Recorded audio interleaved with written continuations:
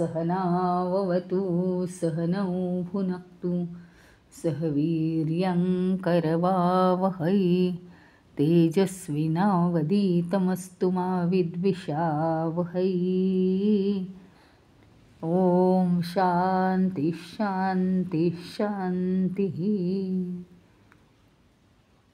अखण्डमण्डलाकारं व्याप्तं येन चराचरं तत्पदं दर्शितं येन तस्मै श्रीगुरवे नमः।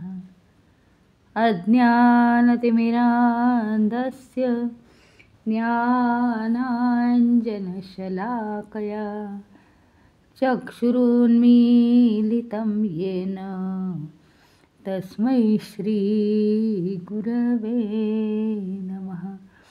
गुरुर्ब्रह्मा गुरुर्विष्णु गुरुर्देवो महेश्वरः गुरुरेव परं ब्रह्म तस्मै श्रीगुरवे नमः।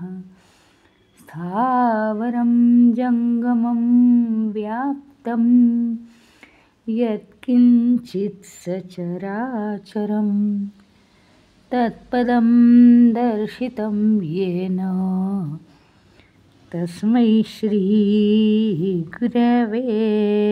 नमः।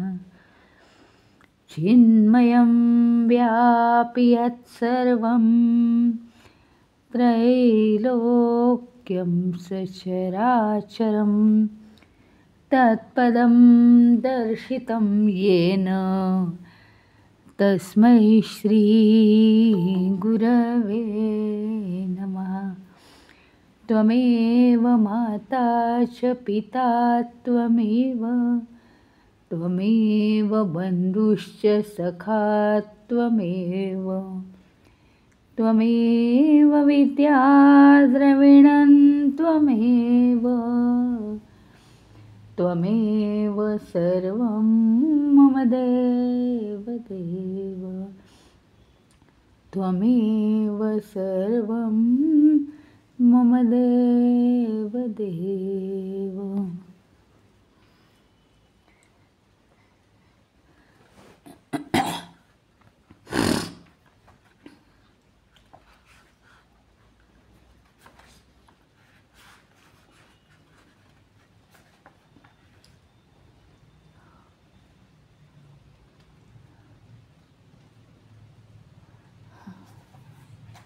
दोन दिवस आपण पाहतो आहोत की संपूर्ण जग हे अपूर्ण आहे आणि त्यातनं शांती मिळणं शक्य नाही। त्याचं स्वरूप हे पंचमहाभूतात्मक असल्यामुळे ज्यावेळी चैतन्याचा पंचमहाभूतांशी संयोग होतो त्यावेळी ते अव्यक्त असतं, ते व्यक्त होतं। जे व्यक्त होतं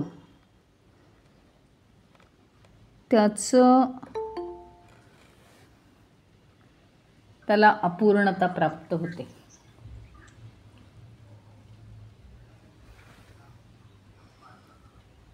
खरं तर याच्या अतिशय उलट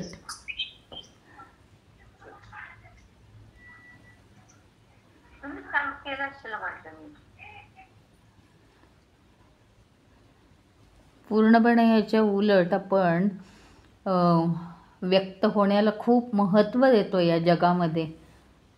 मी कसं व्यक्त होऊ, मी कसं लोकांच्या लक्षात येऊ। जितकं जास्तीत जास्त आपण व्यक्त होऊ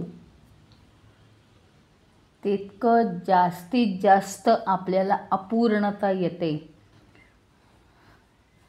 आणि म्हणून अध्यात्मामध्ये मौनाला अत्यंत महत्त्व आहे.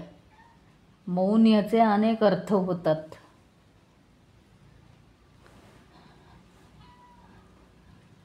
मौन म्हणजे नुसतं तोंडाने मौन नाही आहे.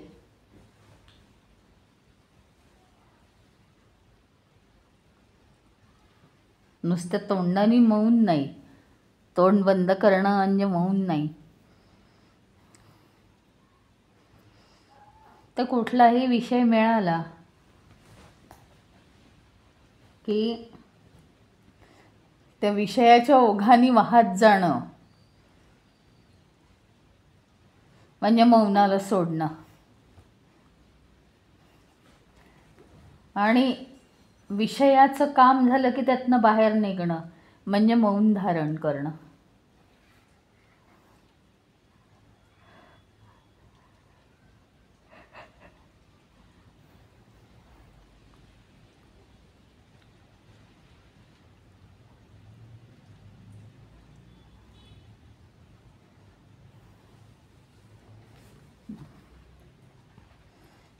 आणि एक अगदी कायमची खूणगाठ की या विश्वामधून तात्पुरता आनंद हवा असेल तर खुशाल घेऊ शकतो आपण, पण सतत आपल्याला आनंद हवा असेल तर तो या विश्वातल्या कुठल्याही वस्तूत नाही आहे.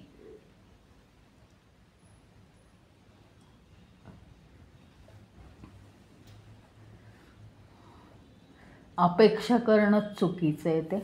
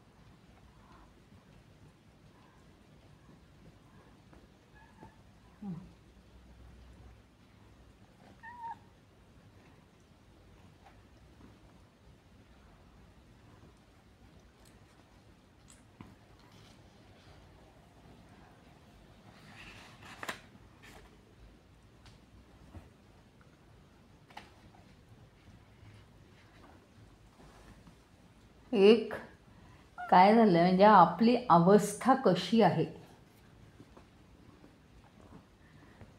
एक उदाहरण जर घेतलं तर आपल्याला कळेल. म्हणजे काय तर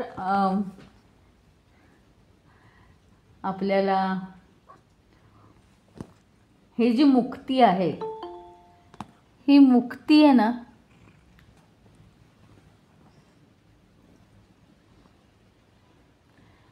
ही मिळते कधी कधी अधूनमधून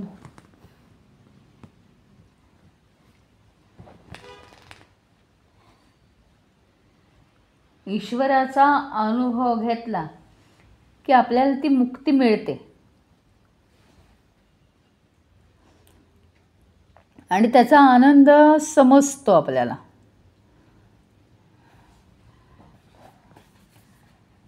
पण आपल्याला ते नकोसं वाटतं, त्याची सवय नाही आहे आपल्याला.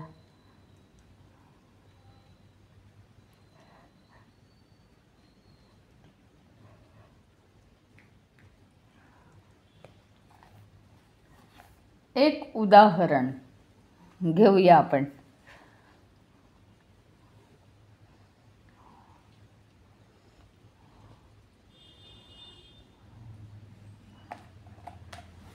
मुंगळा जो आहे, मुंगळा, त्या मुंगळ्यांचा धर्म काय आहे? गोडाला चिकटणं. मुंगळ्याचा धर्म आहे गोडाला चिकटणं. मुंग्यांपेक्षा मुंगळा जहाल असतो तसा. चावला तर कडकडून रक्तच काढतो तो. म्हणजे गोडाला सुद्धा मुंग्यांपेक्षा तो किती चिकटत असेल बघा. तर काय झालं, साखरेच्या कारखान्यात समजा साखरेच्या कारखान्यामध्ये एक मुंगळा आहे. म्हणजे खूप आहेत मुंगळे, पण एक मुंगळ्याचा आपण हालत बघूया. तो अतिशय खुश आहे. त्याचा जो मूळ गुणधर्म आहे गोडाला चिकटणं, ते त्याला मिळतं आहे तिथे. जाडाजुडा झाला आहे, धष्टपुष्ट झाला आहे. एक मुंगळा आहे, तो मिठागरात राहतोय. मिठागर, मिठच मीठ असतं तिथे.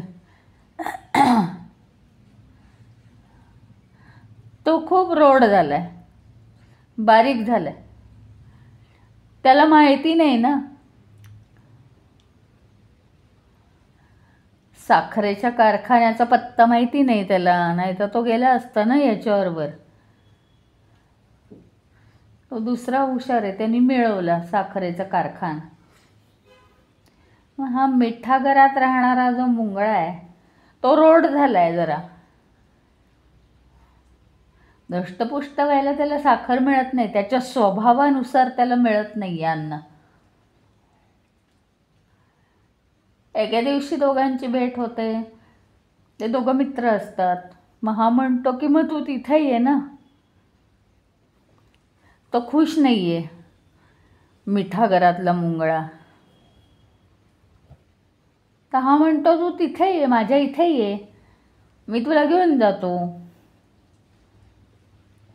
मग तो आहे ना, ते दोघं जण जातात. साखरेच्या कारखान्यातला मुंगळा तिथे रुळलेला असतो. पुन्हा मस्त साखर खायला सुरुवात करतो तो. हा मात्र खात नाही. हा आपला नाराजच तिथे, अजून सुद्धा नाराज. का?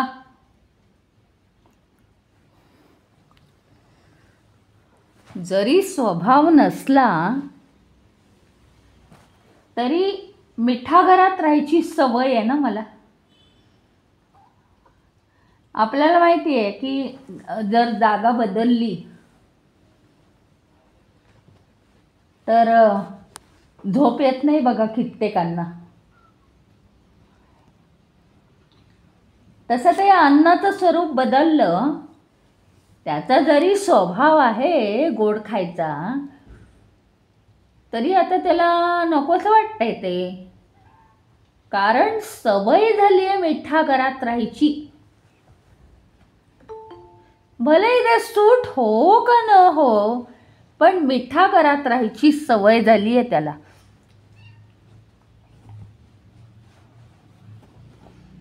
मूळ स्वभाव काय आहे? गोडाला चिकटण्याचा. म्हणजे आता तो आहे ना, साखरेच्या कारखान्यात अजून रोडावतो.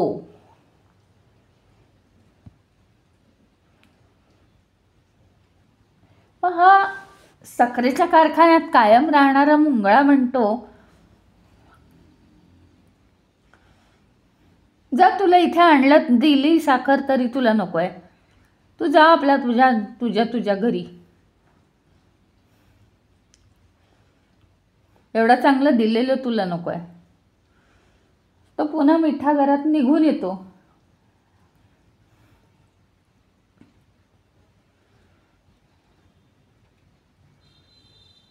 पुन्हा आपलं पहिले पाढे 55. मूळ स्वरूप त्याचं काय आहे? गोडाच्या कारखान्यात गोड खाणं,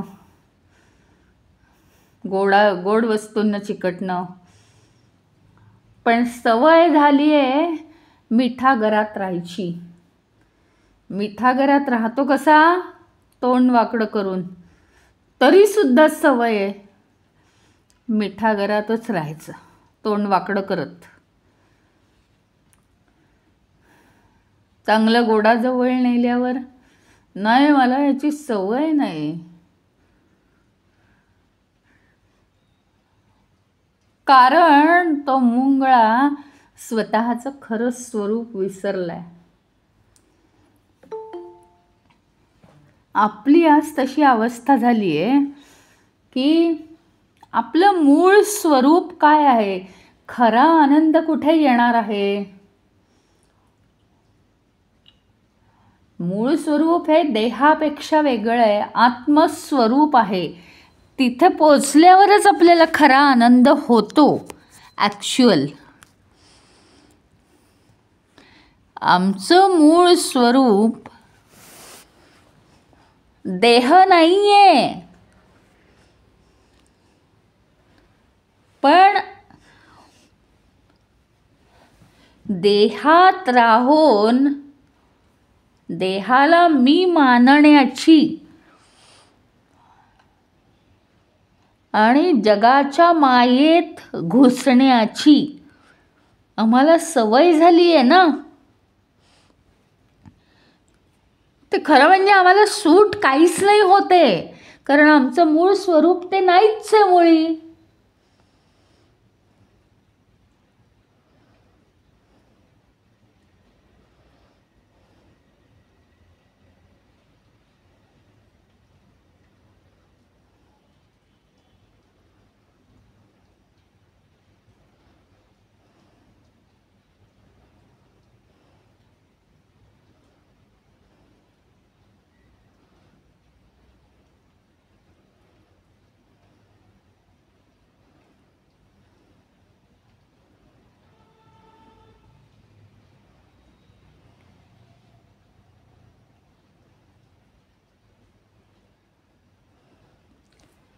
सवय झाली आम्हाला या जगात अपूर्ण अवस्थेत राहण्याची. पूर्ण स्वरूप असून सुद्धा तिथे भले कोणीही आम्हाला नेऊन पोहोचवलं तरी सवय काय आहे आम्हाला, जगातल्या मोहमायेत गुंतण्याची. आणि तेच बरं वाटतं, त्याच्यामध्ये तोंड सुरकुतलेलंच आहे आमचं. पण तरीही तेच ठीक आहे आम्हाला आपलं. कितीही आम्ही रोडावलो तरी आम्ही या दुनियेच्या मायेमध्येच राहू, देहालाच मी म्हणत राहू, त्याच्यातच सुख मानू आमचं.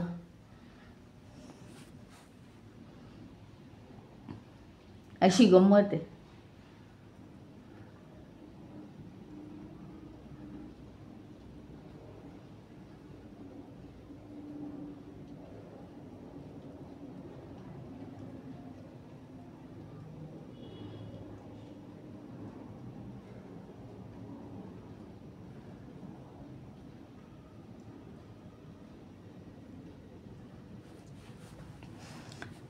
कितीही कोणीही या गर्तेतून आम्हाला ओढलं तरी आम्हाला आता इच्छाच होणार नाही आहे आत्मस्वरूप जाणण्याची.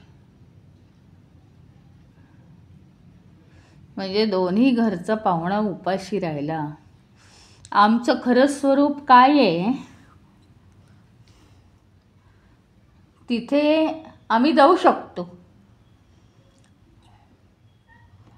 पण आम्ही रस्ता चुकलोय, गेलो नाही. आणि हे आमचं खरं स्वरूप नाही. इथे आम्ही रमलोय, तिथे सुख लागत नाही.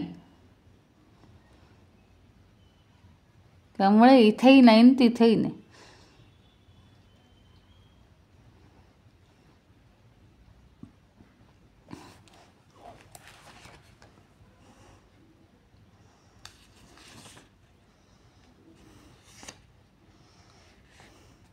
दुःख भोगत राहायचं.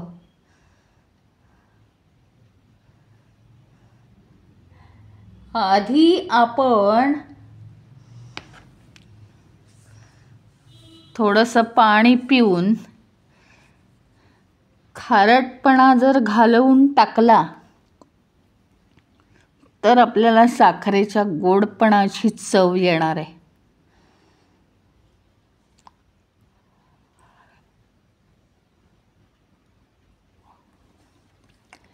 पाणी पिऊन जिभेचा खारटपणा घालवणं म्हणजे ज्ञान घेऊन षड्रिपू काढून टाकणं.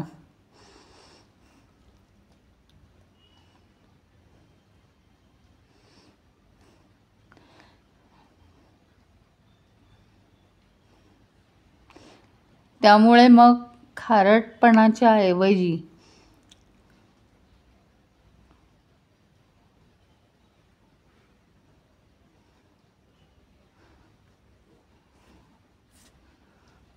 साखर फुटाणे मिळतील.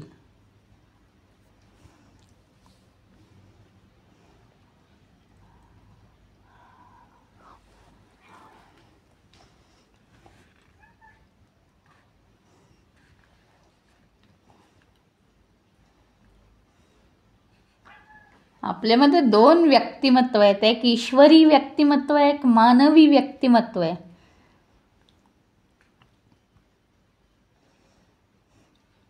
मानवी व्यक्तिमत्वामध्ये अपूर्णता आहे, मरण आहे. ईश्वरी व्यक्तिमत्वामध्ये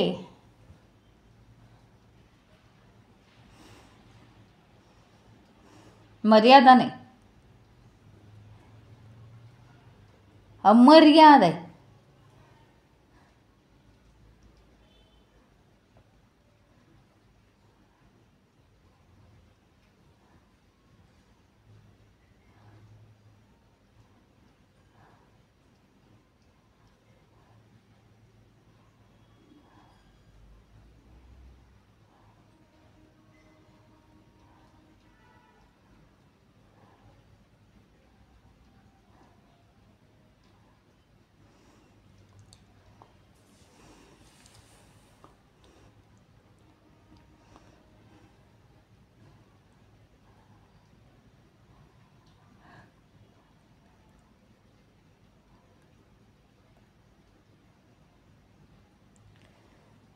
मनाची दुर्बलता असणं हे दुःखाचं कारण आहे.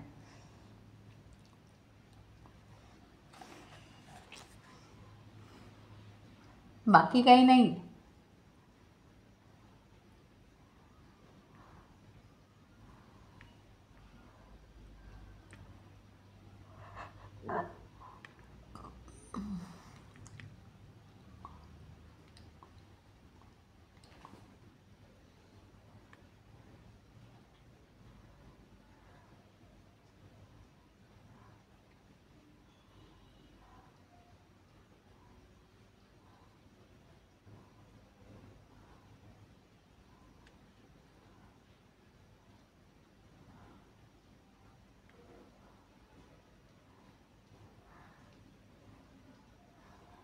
आपण स्वतःच्या आत्मपरीक्षणाचा कसा अभ्यास केला पाहिजे, स्वतःला प्रश्न विचारायचा, हा जो मी म्हणतो आहे तो मी कोण आहे,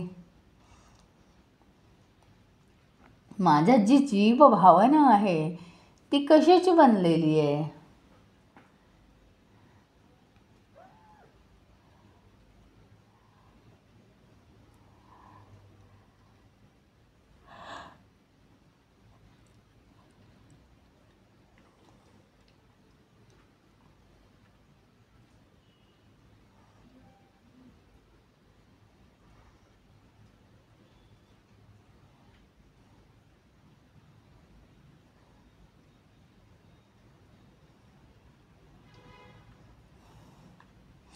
सतत हे आत्मपरीक्षण पुढे चालू राहिलं पाहिजे.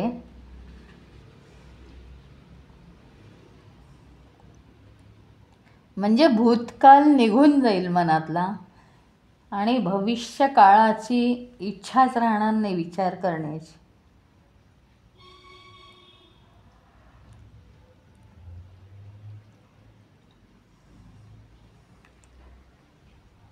प्रत्येक जी गोष्ट आहे, आपल्याला यश येवो का अपयश येवो, पण प्रत्येक गोष्ट ही त्या काळापुरती मर्यादित आहे.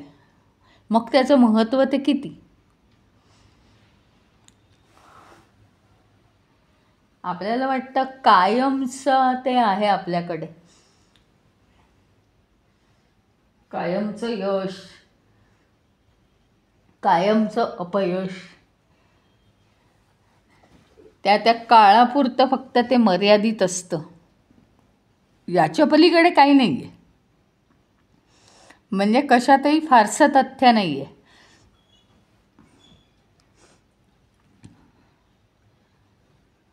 आई वडील, मुलगा मॉन्टेसरीत असो, पहिलीत असो, अगदी छोटीशी 10 मार्काची युनिट टेस्ट,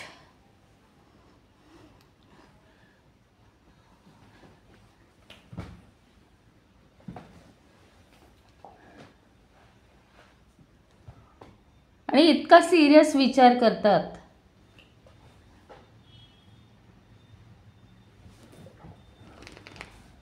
की बापरे, याला 10 पैकी 4 मार्क पडले, याचं कसं व्हायचं. ते किती हास्यास्पद आहे. पहिलीतली छोटीशी चाचणी 10 मार्काची,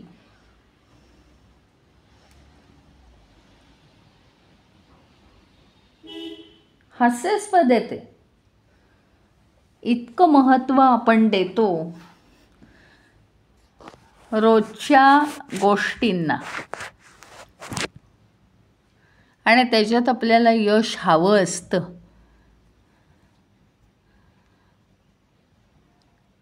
नाहीतर जीव गुदमरतो. कसं व्हायचं, हे नाही मिळालं आपल्याला, ते नाही मिळालं, त्याच्या मागे जायचं, अटीतटीनी प्रयत्न करायचा.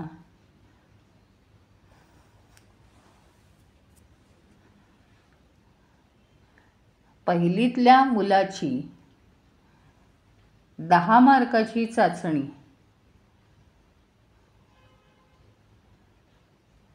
अगदी 10वीतल्याही मुलाची 10 मार्काची चाचणी, याला किती महत्त्व आहे. अभ्यास तयार होण्यापुरतं,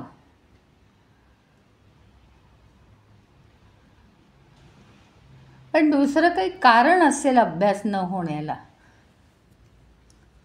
तर लेट गो होऊ शकते ना. ती काही फायनल परीक्षा नाही आहे. अशा जीवनातल्या प्रत्येक गोष्टी आपण खूप गांभीर्याने घेतो. त्याऐवजी गांभीर्याने एकच गोष्ट घ्यायला पाहिजे, आणि ती म्हणजे काय,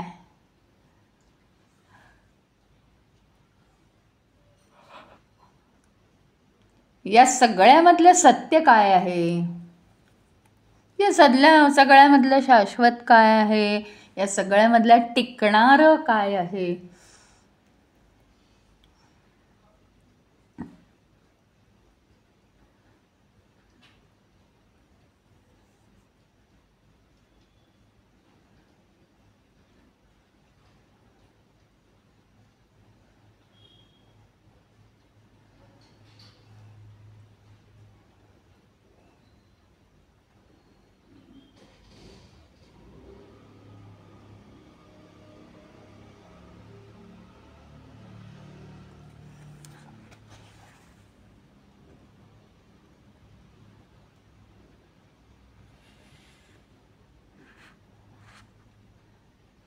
काय आहे, दुसरं असं उदाहरण आपल्याला घेता येईल की काय होतं माहिती का, की आपल्याला आहे ना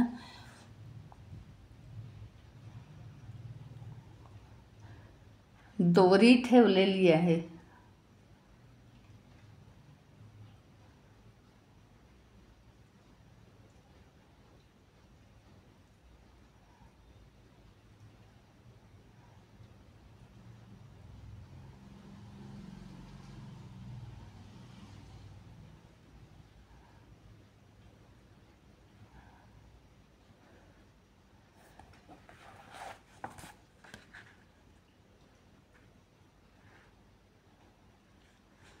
काय आहे या दुनियेत आहे ना, आपण एक जर सिक्रेट आपण शोधलं, म्हणजे एक सिक्रेट जर आपण लक्षात ठेवलं, तर सगळं जिंकलं म्हणायचं.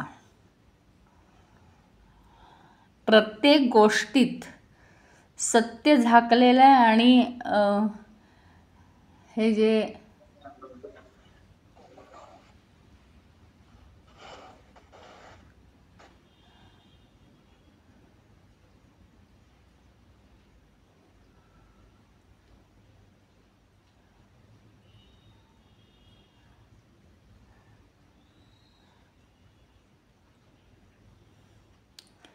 प्रत्येक गोष्टीत सत्य झाकलेलं आहे आणि दिसतंय ते वेगळं आहे. हे सिक्रेट आपल्याला कळलं तर आपण सगळ्यातनं मुक्त आहोत.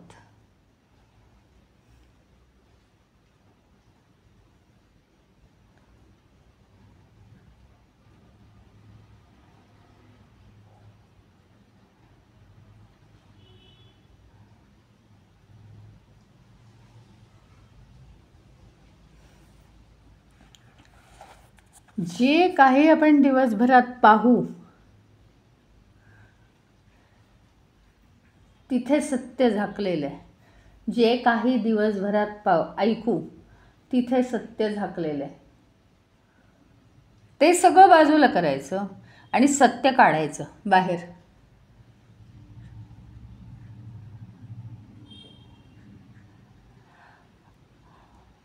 असं करत करत त्या सत्यावर जर कॉन्सन्ट्रेशन झालं, त्याचं जर आपल्याला ज्ञान झालं. आता हे उदाहरण तर आपण नेहमीच घेतो. दोरी, साप वेदांतातलं उदाहरण आहे. दोरी असते अंगणामध्ये पडलेली, वाकडी तिकडी असते. आधी आपलं काही लक्ष नसतं, आता मात्र ती पडलेली आत्ताच पाहतो आपण.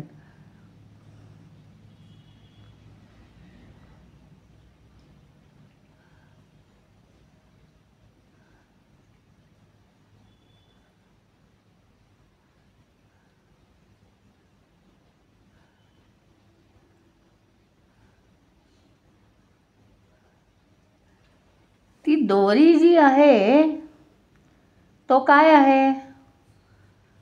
ती दोरीच आहे ना. पण आपलं लक्ष नसतं, आपण गडबडीत असतो. आपल्याला वाटतं काय माहिती का, की तो साप आहे. आपल्याला असं वाटतं की तो साप आहे. मग काय होतं, खूप जण सांगतात, अरे बाबा नाही आहे तो साप, तू एवढा भिवू नकोस, अरे बाबा जा जरा पाहून ये. तर नाही, तो घाबरलेलाच असतो, तो बघायला तर येतच नाही.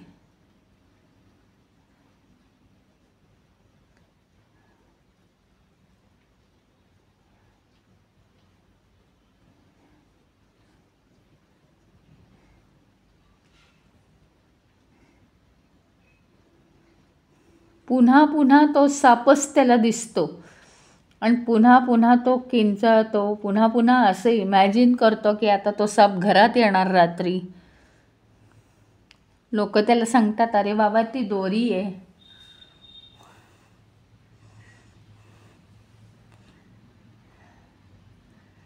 सकाळ झाल्यावर बघतो, आता उजेड आलेला आहे तिथे.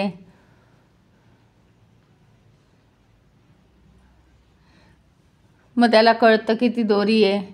परत त्याच्या मनात संशय, परत म्हणतो नाही नाही ती दोरी नसेल, तो साप असेल. दिसतायत ना त्या रेघा, असे खवले असतात सापाच्या अंगावर.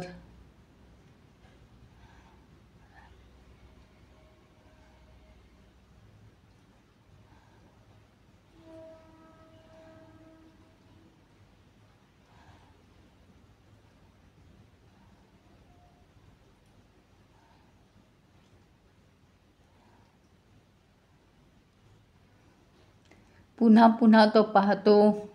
सकाळ झाली की त्याला सांगतात लोक, बघितलंस का तू तिथे जाऊन दोरी?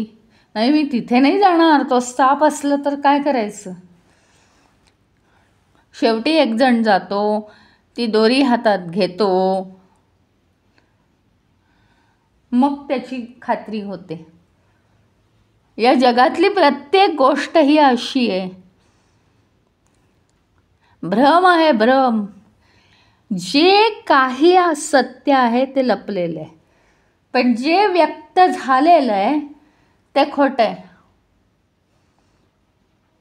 व्यक्त झालं की ते खोटं झालं.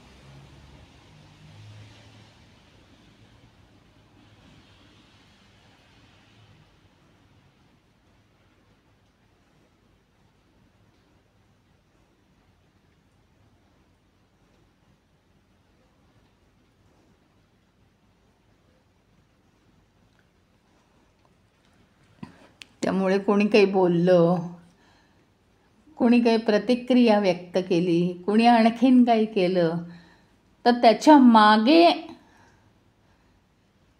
ते सत्य तत्व आहे, ते आपल्याला काहीतरी सांगतंय, खुणावतंय. हा सगळ्यात महत्त्वाचा लेसन आहे या उपनिषदामधला.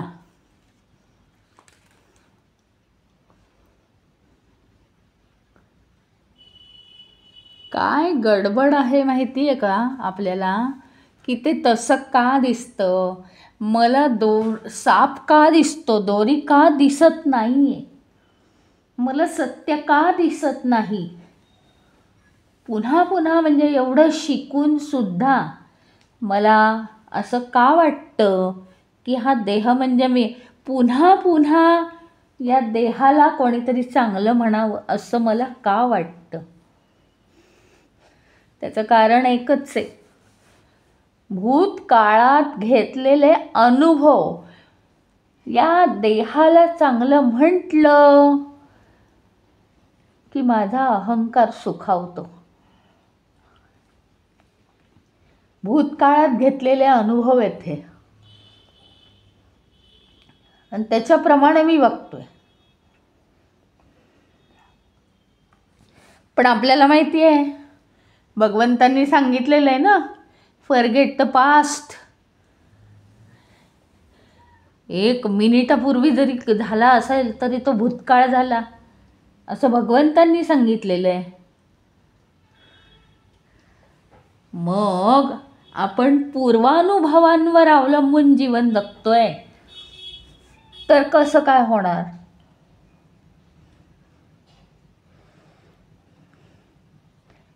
सत्याचं जीवन म्हणजे या क्षणातलं जीवन, फक्त या क्षणातलं जीवन. आणि आपण जे जीवन जगतोय ते भूतकाळावर अवलंबून असलेलं जीवन आणि भविष्य काळासाठी घडवायचं असलेलं जीवन आपण जगायचा प्रयत्न करतोय.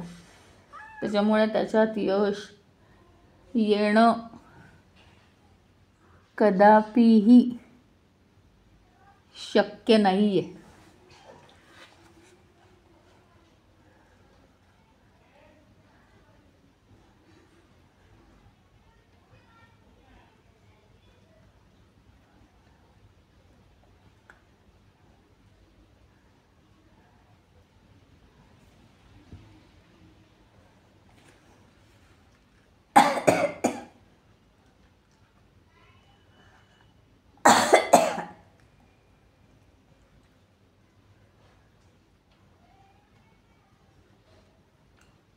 जीवभाव आला म्हणजेच भूतकाळ आला.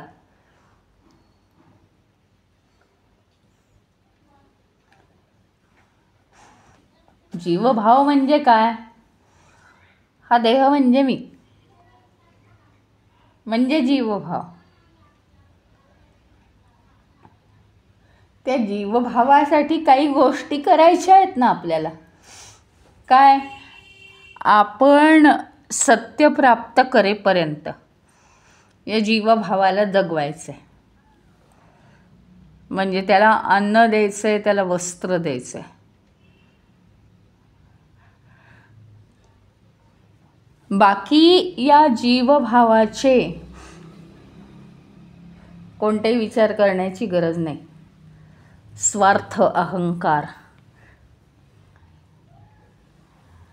यांचं आपण काहीही देणं लागत नाही.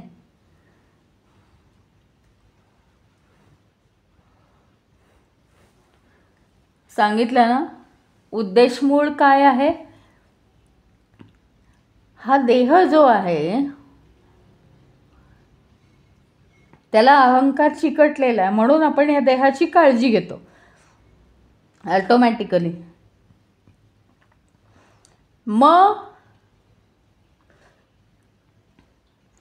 हा जीवभाव कुठपर्यंत ठेवायचा आहे? काय प्रोसेस आहे आपल्या जीवनाची? मुख्य उद्देश काय आहे की हा जीवभाव सत्य प्राप्त करेपर्यंत ठेवायचा आहे. हा जीवभाव जीवभावापासून अलग होईपर्यंत अंडरस्टँडिंग येईपर्यंत ठेवायचा आहे. पण तो जीवभाव ठेवायचा म्हणजे त्या जीवभावाला अन्न पाहिजे, त्या जीवभावाला झोप पाहिजे, आराम पाहिजे, हे त्याला आपण द्यायचं. शेवटपर्यंत त्याची काळजी घ्यायची.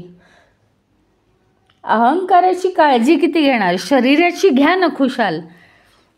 शरीर ही एक वस्तू आहे, त्याची काळजी घेतलीच पाहिजे. अहंकाराची काळजी किती घ्यायची? तर तुझं भूतकाळ भविष्यकाळ बघायला आम्ही आलेलो नाहीये. तू नटून थटून बस, नाही तर कसाही बस, तू रागावून बस, आणखीन काही करून बस, पण आम्हाला तुझ्याशी काय घेणं आहे? फक्त तर आम्हाला सत्य प्राप्त होईपर्यंत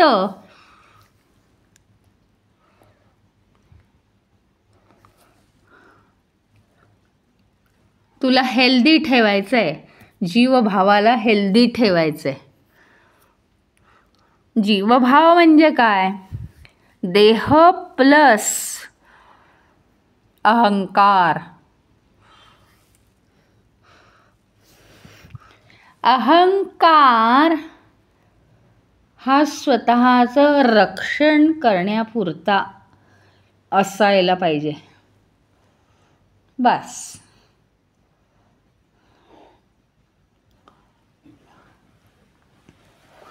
आणि एकदा का हे आपल्या जीवनाचं ध्येय कळलं की कायमचं काम झालं. मग तो अहंकार वाढतच नाही ना. सत्य प्राप्त होईपर्यंत तुला ठेवलंय.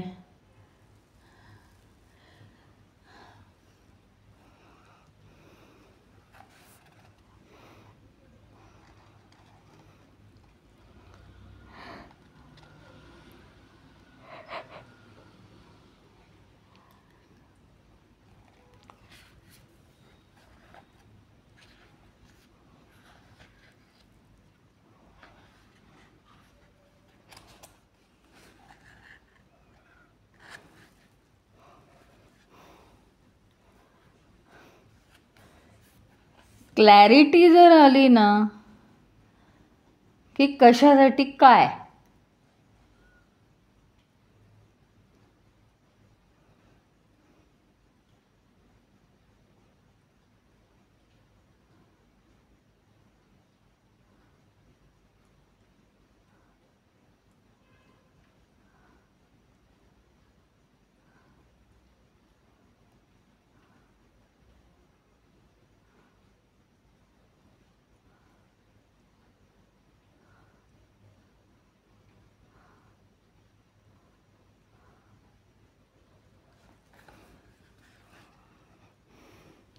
नवीन लेसन आज आपण शिकलो. जीवभावाला ठेवायचंच आहे. नाही तर लोकांचं कन्फ्युजन होतं की जीवभाव ठेवायचा, त्याशिवाय आमचं जीवनच नाही चालणार. मग तो सोडायचा कसा? तर जेवढ्याच तेवढं.